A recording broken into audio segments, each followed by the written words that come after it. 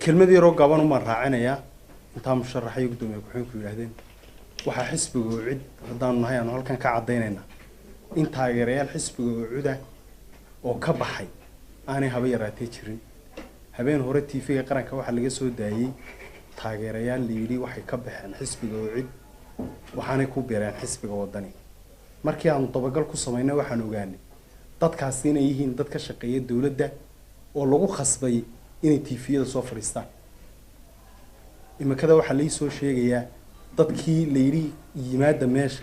oo ninagaasima waaxeedo ka tirsan wasaaradda arrimaha gudaha in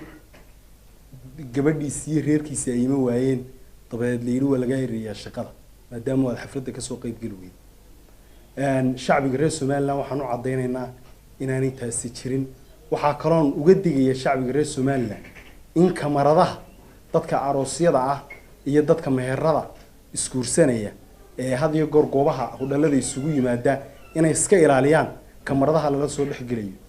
kamaradahaas oo u badan kuwa TV-ga qaranka iyagoo ay ku dulduubayaan intay meherada iyo soo duubaan iyo aroosyada ayaa waxay ku dulduubaan taageerayaal ka soo baxay xisbiyada marka waxaan u sheegaynaa halkaas ay maraya markii shacbiga reer Soomaaliland u sii jeediyay dhabarka inay soo urursadaan nin daad qaabay xubno cuskay oo kale ay soo urursadaan dadka ma garanaysaa shaqaalaha oo ah oo ay khasab ku tahay inay ma garanaysaa ay ku khasbayaan inay shaqada kaga yeeri doonaan haddii ma garanaysaa ay ka soo qayb gali waayaan xafladda. Wassalaamu calaykum waraxmatullaahi wabarakaatuh.